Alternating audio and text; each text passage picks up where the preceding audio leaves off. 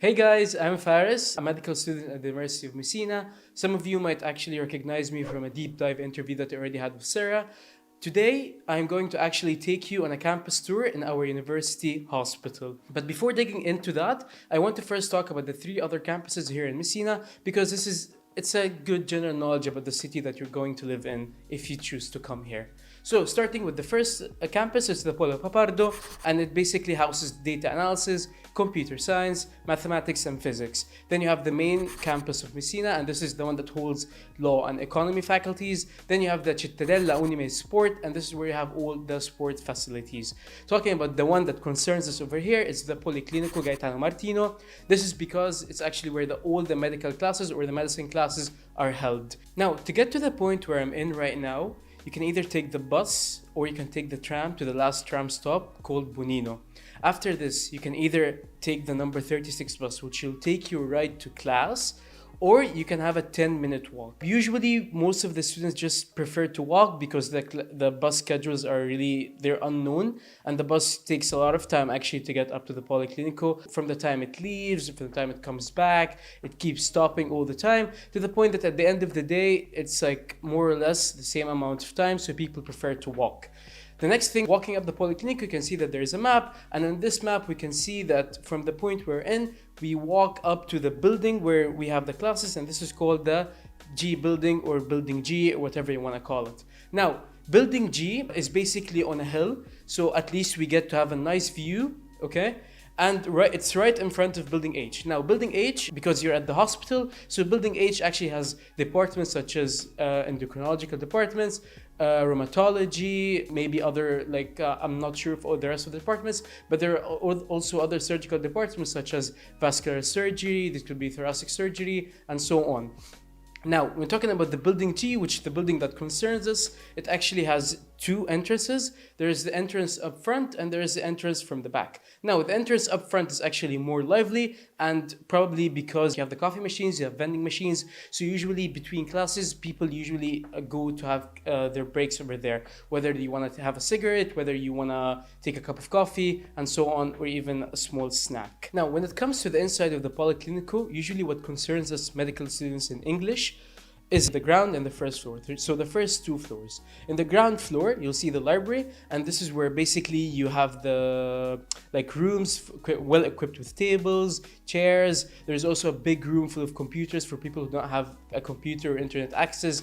But thank God we live in a world with actually mostly people who study medicine here in Messina, at least, all of them, they have their own laptops, their own computers, their own internet access, so that's good. However, nobody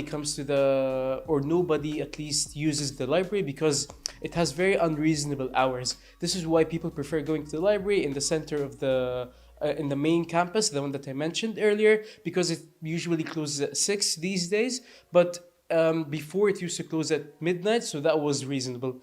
However, you walk outside of the library and then you go to the first floor where you find 3 classes, and these classes are there for the first, second, and the third years of medicine in English. The fourth years are actually in the 4th floor. So considering this video is for somebody who's still deciding to come or still did not know whether they should pick Messina or not, then at this point you're only concerned with the 1st floor because it has the 1st, 2nd, and 3rd years. Finally, after a long day of classes, we usually get our lunch break by 1:30. Now, some people get their food from home, other people just prefer to eat at the university canteen, also called Mensa. Usually when you go to the Mensa, you get a meal it's a full meal, primi, secondi, you also get fruit, you can have unlimited drinks, and so on. And usually you pay according to your family income, also referred to as ISE. The meals, if I'm not mistaken, range from €1.50 to €7.50, again depending on your family income. After that, basically you can have your meal, take your break, and then go back to classes. Again, you walk back to class because the Mensa is not at the same building as the classes are. You actually have to go downhill and walk towards the Mensa. It's again another 10-minute walk, and that should be it. Ideally, for people who are into sports, you can finish your day off by going to the university sports campus, where you could find almost every sport that could possibly cross your mind, such as swimming, football, volleyball, and of course weightlifting. I think they also have horse riding. However, I'm not sure. I think it's seasonal. And the best thing about all this is that this is all free for students, apart from an annual fee of 10 euros that you pay. And this fee basically will give you a token. This token will grant you access to all the sports campus. Now, this is concerning the main sports campus, the one that's far away. Its main flaw, and I think its only flaw, is that it's far away. However, it's well served by transport. To avoid the fact that like the campus is pretty far away, they have another gym, but it's only a gym. You don't have swimming or football or any of these stuff here in the center. This one is also accessible by having the token. Next up is talking about the city itself. This is important because I believe when coming to choose which university to apply for, the city choice should be the one dominating, not the status of the university. Personally speaking, I think life in Messina is not the best that anybody could have. However, I think it's good enough for a student. This is because it's cheap and small, and this makes it really, really easy for people to meet and hang out, and even like without suffering any kind of consequences, like not being able to go back home early enough, or let's say paying a lot of money every hangout, things like that. On the other hand, since it's on an island, during winter it can be a little bit depressing in a sense that the days are short, so sun is out pretty early. It's rainy most of the time, so that's a factor to consider.